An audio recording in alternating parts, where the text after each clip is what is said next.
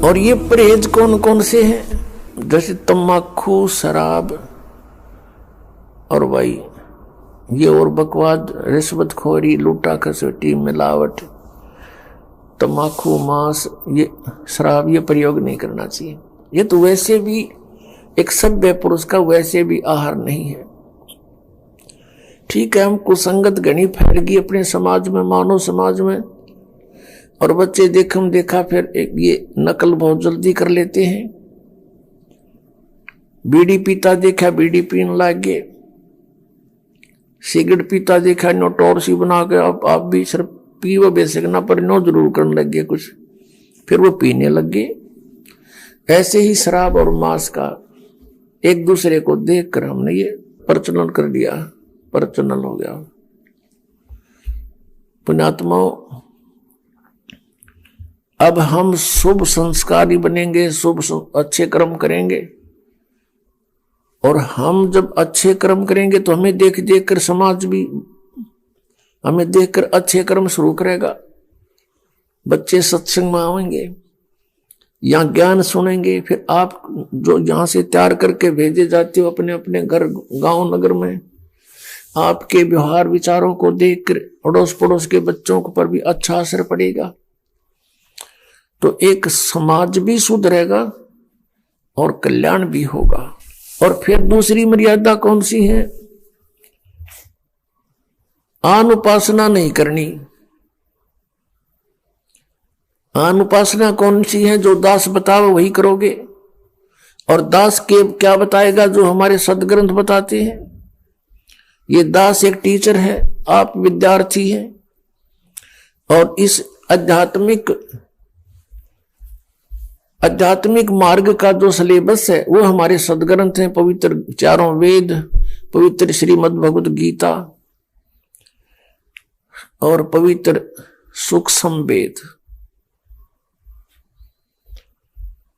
इनके अंदर जो भी लिखा है वो हमारा सिलेबस है। इसके बाहर कोई पढ़ाता है तो वो टीचर ठीक नहीं, वो शत्रु है विद्यार्थियों का।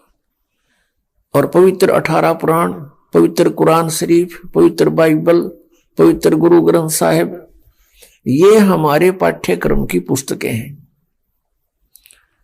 और इन पाठ्यक्रम की पुस्तकों में जो ज्ञान सीधा परमात्मा ने दिया है केवल वही स्वीकार्य है।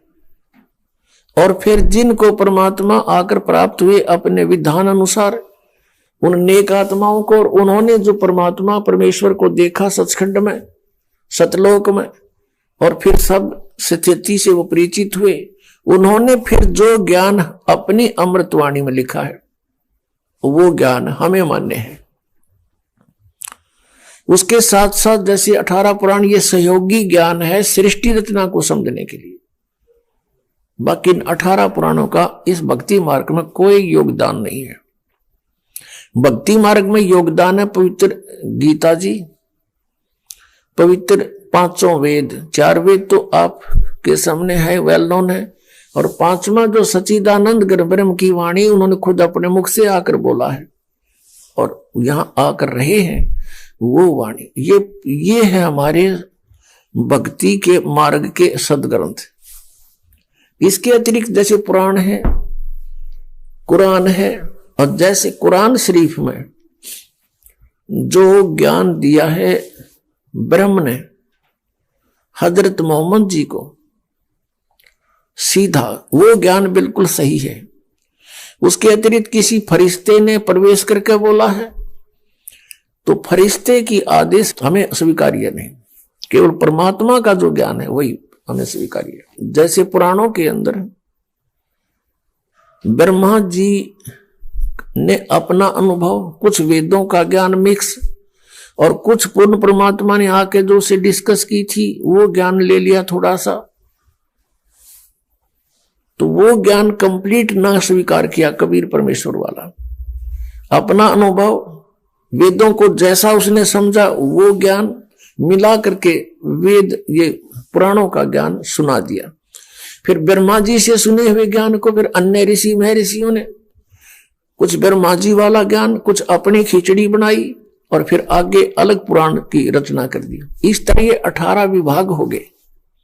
वैसे ये एक ही ज्ञान है, एक बोध कहलाता है। तो भक्ति मार्ग के अंदर साधना के लिए पवित्र वेद ही सफिशिएंट है, पवित्र गीता जी, और पवित्र 5वां वेद सुख संवेद, और वो पवित्र वाणी जो सदग्रंथ, जो महापुरुषों ने परमात्मा को जाना, परमात्मा का साक्षात्कार हुआ, सतलोक को देखा, उनका जो विधि उन्होंने अपनाई भक्ति की, वही हमने अपनानी पड़ेगी।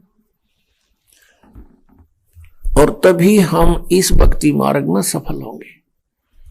इसके अतिरिक्त वे ऑफ वर्शिप यानी पूजा की विधि हमने पुराणों से नहीं लेनी है, हमने और किसी से नहीं ग्रहण करनी है कि